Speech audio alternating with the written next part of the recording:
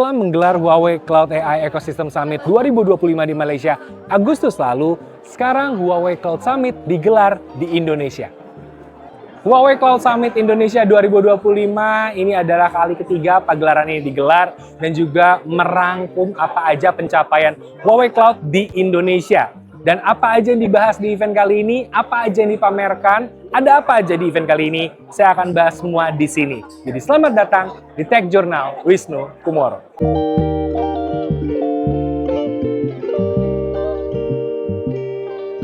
Huawei Cloud Summit Indonesia 2025 ini kurang lebih dihadiri oleh 500 partisipan mulai dari media, bisnis partner, pengguna teknologi, dan juga penikmat teknologi kayak saya. Dan kami semua dimanjakan dengan teknologi yang disajikan oleh Huawei dan juga bisnis partner mereka.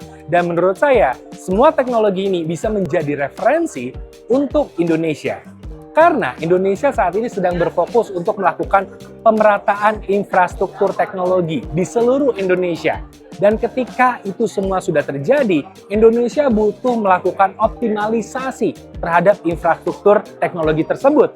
Dan ajang ini menjadi penting karena di sini Indonesia bisa melihat arahan dan juga inspirasi bagaimana cara mengoptimalisasi teknologi itu semua. Fokus dari teknologi yang dipamerkan di sini memang masih seputar AI dan pemanfaatan cloud secara efektif dan efisien. Mengingat teknologi di Indonesia masih dalam tahap pemerataan dan fokus pada pembangunan infrastruktur, maka penguatan awareness tentang teknologi berbasis cloud jadi makin penting. Supaya apa yang Indonesia bangun, nggak perlu lagi bongkar pasang, tapi cukup meneruskan fondasi yang memang sudah tepat. Dan di acara ini kita bisa lihat banyak bisnis partner dari Huawei Cloud yang memamerkan kolaborasi terbaik mereka yang terkait dengan AI dan cloud computing. Mari kita temui beberapa di antaranya. Aku dengan Stephanie Hanjaya, aku CEO dari Cloud Day, bergerak di Huawei Cloud Partners. Hi, my name is Ellen. I'm handling business development, head of business development at Mcash. AI itu sangat berkembang dengan pesat sekali saat ini.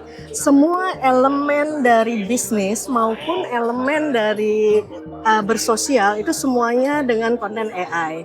Sehingga kami pun melakukan banyak sekali development solusi-solusi yang menggunakan AI. Jadi perkembangan ke depannya masih akan sangat lebih dahsyat dari saat ini untuk AI. Jadi sekarang ini belum pada peak-nya sebenarnya. Jadi masih akan berkembang jauh lebih bagus lagi. I think it's been really amazing to see how AI has developed in this last years. But I think what's been so amazing this year is seeing people try out all these different AI tools and then combining them together. So say tasks that weren't available or like we couldn't do before, generating websites within minutes, analyzing dashboards within seconds, or making a video, generating the visuals, making the voiceovers. That is now possible with AI with little to no manual effort. So I think the breakthrough is there, seeing everyone combining AI, not just using AI, but orchestrating it to make a new workflow, a new way of thinking. I think that's the beauty of AI. Kalau dari Cloud Day itu sendiri, kami itu selalu berkomitmen untuk mengedepankan moralitas dalam artian moralitas secara berbisnis dan secara sosial. Sehingga solusi-solusi kami itu kami siapkan bukan untuk menghilangkan peran manusia, tetapi lebih mengedepankan tingkat produktivitas yang tinggi dan time efficiency. So at Mcash, in the next year or two, we're focusing on Soundbox, which is a digital payment, QRIS-based payment that provides instant audio confirmation. So we provide this to restaurant owners, to store owners, and to cafes. But we're not only providing the tools, but also an AI-powered merchant dashboard. So in this dashboard, it not only tracks real-time sales, but also helps to maintain your marketing campaign, misalnya making your images, auto-generated images, making your captions, managing your budget, And then it also can help with digital human and customer support as well. So using AI voice bot or chatbot or digital human avatars, it will connect to our dashboard so that it can provide real-time data and analysis for your customer, so that it can actually act as your assistant as an assistant for your merchant owner. Oke. Huawei itu sendiri sangat bagus dalam artian mereka itu selalu memberikan end-to-end solution. Artinya dari scratch, developing, sampai endingnya itu Huawei itu menyediakan semua produk-produk atau solusi-solusi yang tersedia di Huawei Cloud. Nah, salah satunya untuk AI, specifically itu Huawei udah menyediakan model app namanya, yang dari awal development sampai deployment itu mereka sudah punya semua alurnya dengan baik. Gitu sih. Jadi untuk kedepannya, saya yakin sekali Huawei akan tetap menjadi yang terdepan, karena Huawei itu sendiri pun mempunyai research and development khusus untuk AI. Sehingga mereka akan catching up dengan perubahan-perubahan yang ada. Dan mereka pasti akan update terus dari waktu ke waktu. Itu saya yakinkan sekali. So with Huawei Cloud, there's two. There's power and speed. So this will be powerful so that we can scale our business without those crazy costs and we can deploy faster.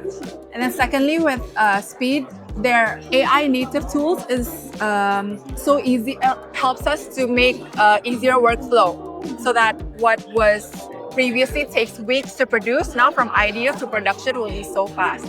So I think moving forward, Huawei Cloud will be a very powerful and strategic partner for us, so that we can realize our long-term goal. Nah, tadi kita udah dengar jawaban-jawaban dari orang-orang yang memang pelaku industri teknologi di Indonesia. Dan untuk lebih jelas lagi, bagaimana kalau kita lihat-lihat kondisi sekeliling dan melihat teknologi apa aja yang ada di acara kali ini. Jadi, ayo kita jalan-jalan. Salah satu yang paling menarik adalah AI Magic Mirror. Ini adalah produk interaktif yang spesifik powered by Huawei Cloud Technology. Layar ini mempunyai kamera yang bisa mengambil gambar partisipan dari arah depan layar dan kemudian menggunakan AI Generative Technology untuk reimagine gambar tersebut sehingga tampilannya jadi seperti karya seni yang berbeda-beda. Ini menjadi sebuah showcase dari kapabilitas AI jika ditampilkan di ruang publik dan menjadi sesuatu yang baru dan menarik. Ini bisa memberikan dampak positif bagi kreativitas. Dan acara ini nggak hanya tentang itu aja, tapi juga ada sederet keynote yang membahas mengenai big data, fintech, database, IT service, dan lainnya. Dan semuanya menampilkan best practice dari inovasi teknologi AI yang berkelanjutan sehingga diharapkan nantinya bisa menghasilkan one-stop solution untuk berbagai aspek dalam hidup, bisnis, dan bernegara. Karena bagi negara Indonesia, hal ini sangat krusial. Indonesia saat ini sedang gencar untuk melakukan pemerataan infrastruktur teknologi dan memang itu nggak mudah. Karena Indonesia adalah negara kepulauan terluas di dunia dan itu adalah sebuah tantangan dan juga peluang. Dengan pondasi dan arah yang tepat, Indonesia bisa menjadi teknologi hub bagi pelaku bisnis di kawasan. Dengan banyaknya pelabuhan, aktivitas bisnis, dan juga populasi yang masif, Indonesia punya modal yang besar untuk bisa jadi sesuatu. Selama arah kebijakannya tepat dan perkembangannya cepat, bukan tidak mungkin mimpi Indonesia menjadi negara yang adaptasi teknologinya tercepat bisa terwujud. Karena di event ini, sudah banyak best practice yang diperlihatkan, banyak teknologi yang dipamerkan, dan sudah ada teknologi-teknologi yang siap digunakan.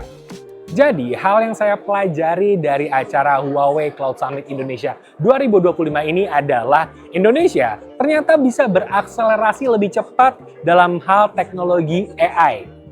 Caranya adalah bagaimana Indonesia bisa kompak antara pelaku industri dengan pemangku kebijakannya.